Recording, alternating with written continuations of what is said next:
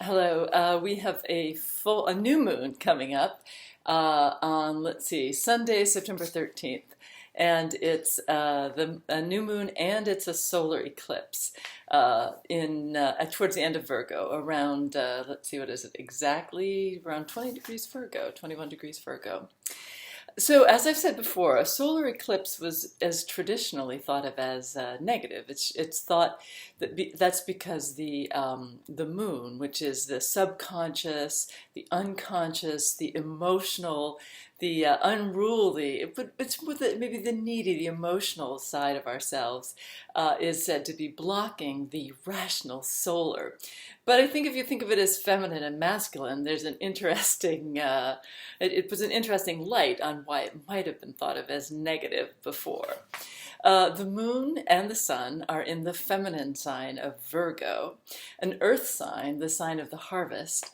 And at this new moon solar eclipse, with also Jupiter, the planet that brings benefits in Virgo, the planet that brings benefits, it is also in Virgo. And together they sort of make a positive aspect to Pluto in Capricorn, another earth sign.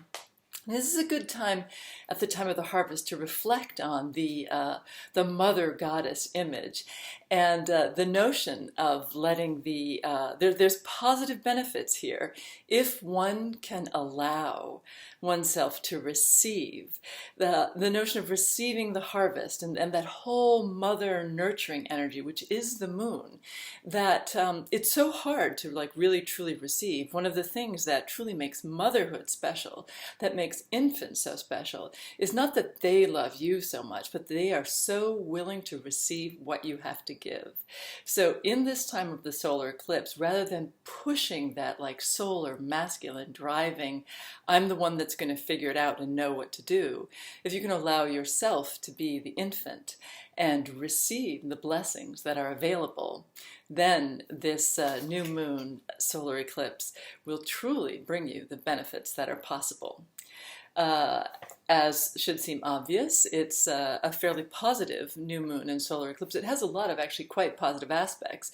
If you're one of the earth signs, this is generally a pretty good, it should be generally a pretty good time for you. Although if you're a Virgo, you may beat yourself over the head with that and wonder why it's not better or think you should be doing something with it.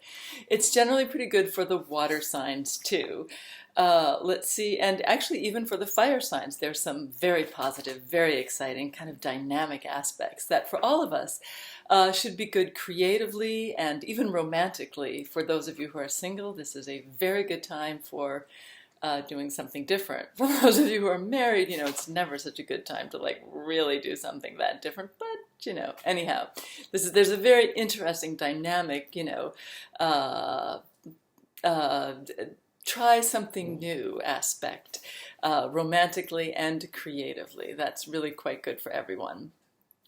The other important thing to say, though, is the planet Saturn, which represents discipline and responsibility and life lessons, is not making any aspects. So in spite of all of these positive aspects that I said, and the need to like sort of surrender and let go and receive the nurturing that's available, Saturn all by itself there may make it difficult. When a planet is unaspected, it tends to like feel like it needs to work harder. And Saturn already is the planet that wants to work hard.